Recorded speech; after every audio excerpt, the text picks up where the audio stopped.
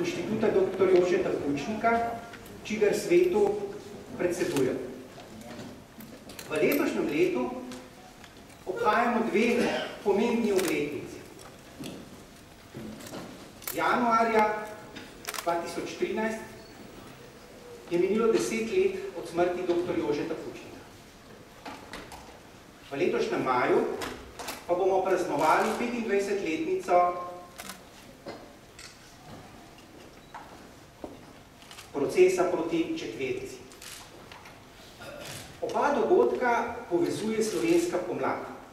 Slovenska pomlad je nemara najsvetlejši dogodek v slovenski sodobni zgodovini. Po 23 letih imamo samostojno državo. Slovenska pomlad je poskrbela za začetek procesa družbenih sprememb. Žali pa moramo ugotoviti, da je ta proces družbenih sprememb šel v napačno smer, da v letu 2013 ne uživamo sadov slovenske pomladi, da ne živimo v pravni državi, da ne živimo v svobodnem tržnem gospodarstvu in da ne živimo v neki normalni liberalni demokraciji. Namesto tega imamo brezpravno državo, tovarišijski kapitalizem, stanje političnega sistema pa nemara najbolje označi sintagma Draga Jančarja, demokratura. V družbi vlada anomija brez upa. Lahko rečemo, da so bili pomladni ideali, vizija dr. Jožeta Pučnika, izdani. A vendarle ob tej mrakobni anamnezi stanja vidim razloge za optimizem. Ekonomski model, ki ga je v 2 desetletjih vzpostavila tranzicijska levica, ki temelji na nacionalnem interesu, ki temelji na političnih kreditih državnih bank, ki temelji na hipertrofiranem javnem sektorju in ekscesno visoki javni porabi, ki je deficitno financirana, bo letos bankrotira. Pokojna Margaret Thatcher je imela prav. Težava socializma je, da sčasoma zmanjka tujega denarja. Socializem ni deloval v Veliki Britaniji, ni deloval na Švedskem, ne deluje v Venezueli in ne deluje v Sloveniji. Slovenija postaja v očeh tujih kreditodajalcev bolnik, evropski bolnik. Zgolj v 3 tednih nove vlade je zahtevana donosnost 10-letne obveznice narasla iz 4,69% na včerajšnjih 7,05%. Se pravi 2,5% rast v 3 tednih. Tujina državi ne zaupa. Kako pa? Ko imamo opravka z vrnitvijo odpisanih, vrnitvijo beograjske ekonomske šole, ko poslušamo gospo predsednico vlade in njeno idiomatiko o brutalnem varčevanju Janševe vlade, ko namesto kontinuitete reformnega narativa in javnofinančne konsolidacije s fiskalno strogostjo poslušamo recidiv ekspanzivne fiskalne politike, visokih deficitov, ki bodo nemara v letošnjem letu zopet dosegli pahorjansko raven 2 milijard evrov. Namesto privatizacije poslušamo zgodbe o dokapitalizacija podjetij v lasti tovarišev iz Foruma 21. Tranzicijska levica še vedno nasprotuje vpisu fiskalnega pravila v ustavo. Gre za popolno skreganost z realnostjo.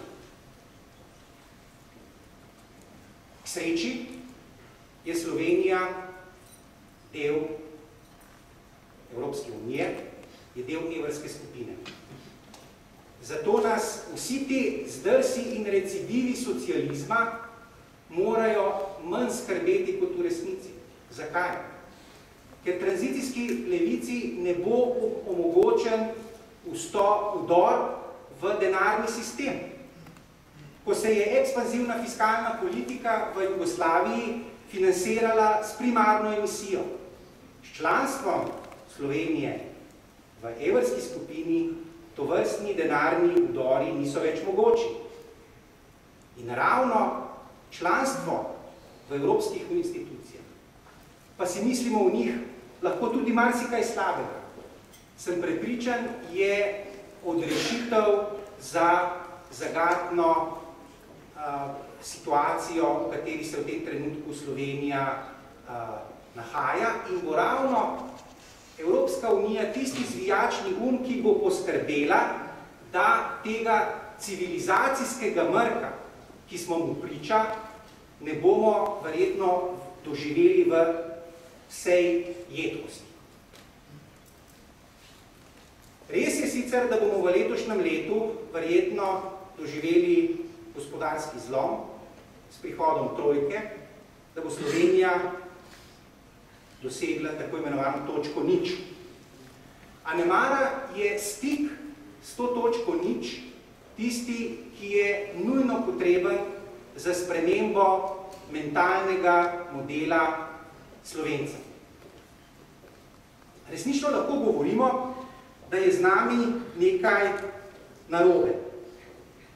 Z našim mentalnim modelom, s poznanjem, da neosocializem ne deluje. Ta mentalna deformiranost Slovencev otvara o neki tretji poti, o nekem socialističnem tržnem gospodarstvu, protislovju v izrazih, je posledica mehkega totalitarizma, ki smo mu izpostavljeni v zadnjih 2 desetletjih samostojne Slovenije. Slovenija ima seveda problem, trpi za tistim, kar je George Orwell v svojem magistralnem delu 1984 poimenoval kolektivni solipsizem. Se pravi, prepričanje, da nič ne eksistira onstran kolektivnega uma. Za ta kolektivni pa skrbijo 4 monopoli.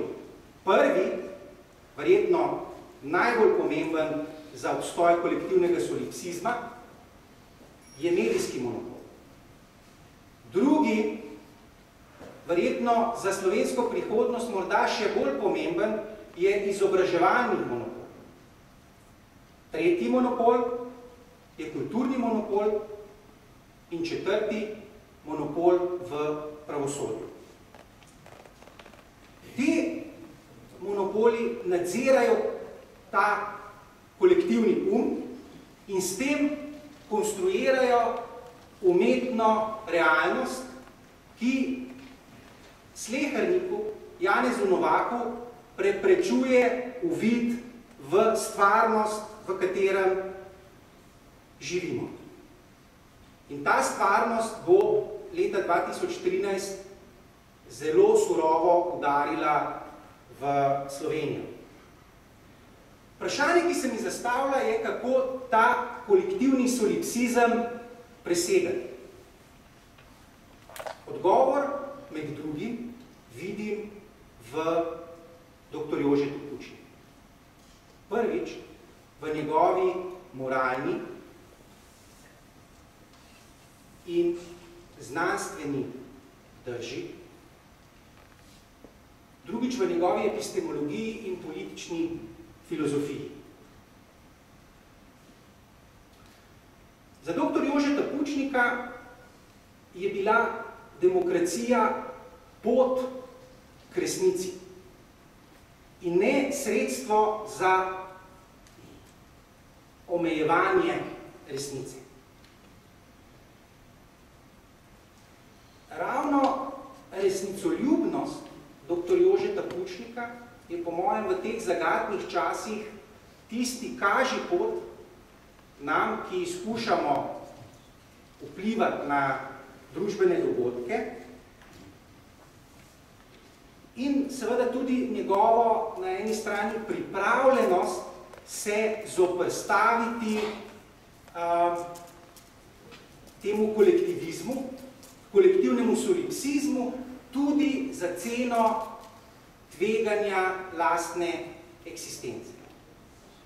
Zato se mi je zdelo smiselno, da tokratne Pučnikove dneve v dobršni meri posvetimo ravno zapuščini dr. Jožeta Pučnika. Ne samo iz pietetnih razlogov, ampak zaradi tega, ker sem prepričan, da je njegov prispevek kot očeta domovine, morda celo z vidika novejše zgodovine razmeroma dobro pokrit, medtem ko je pa njegov prispevek v polju politične filozofije manj znan, a hkrati sem prepričan, da v teh zagatnih časih ponuja politična filozofija, njegova tudi politična sociologija, kar zanimive odgovore. Ne domišljam si, da bomo na tokratnih Pučnikovih dnevih rešili Slovenijo. Mislim, da je to problem, ki je pravzaprav onstran popravila v teh težkih časih. Prepričan pa sem, da bomo vsaj naslovili prava vprašanja in če dobimo nekaj tudi odgovorov, bo to prispevek k reševanju našega težkega položaja.